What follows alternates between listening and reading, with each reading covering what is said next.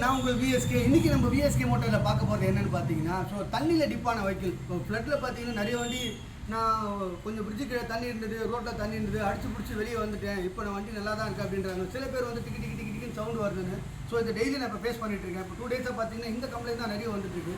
So அதுக்கு இப்போ காரணம் என்னென்னு பார்த்தீங்கன்னா ஏர் ஃபில்ட்ரு. ஸோ நீங்கள் அடிச்சு பிடிச்சி வெளியே வந்திருப்பீங்க, சில நேரத்தில் ஸ்லோவாக வந்திருப்பீங்க, கொஞ்சம் ஆக்சிடென்ட் ஜாஸ்தியாக கொடுத்து வந்திருப்பீங்க. இந்த நேரத்தில் பார்த்தீங்கன்னா ஏர் ஃபில்ட்ரு மவுத்துலேருந்து கொஞ்சம் லைட்டாக தண்ணி இழுத்து ஏர் ஃபில்டரில் போயிட்டுருக்கும். ஸோ ஏர் ஃபில்ட்ரு பார்த்தீங்கன்னா இப்போ வர எல்லா லேட்டஸ்ட் வண்டியும் பேப்பரில் தான் கொடுத்துருக்காங்க. பேப்பரோட தன்மை என்னன்னு தெரியும். பேப்பரில் ஒரு வாட்டி தண்ணி பட்டுச்சுன்னா அது வழியாக காற்று உள்ளே வராது, கொஞ்சம் அடைச்சா மாதிரியே போகும். வண்டி நீங்கள் ஆக்சிடென்ட் ஜாஸ்தியாக கொடுத்து போவீங்க, அதனால் ஃப்ரீயாக போகிற மாதிரி இருக்கும். யோசிக்காமல் ஒரு ஏர் ஃபில்டர் மாற்றிடுங்க. எல்லாம் கழட்டி செக் பண்ணி பாருங்கள், கண்டிப்பாக ஏர் ஃபில்டரில் தண்ணி இருக்கும். ஸோ ஏர் ஃபில்டரை மாற்றிட்டீங்கன்னா உங்கள் வண்டி அடைச்சா மாதிரியே டிக்கி டிக்கின்னு சவுண்டு வராமல் கொஞ்சம் வண்டி ஃப்ரீயாக போகும். பார்த்துக்கலாம்.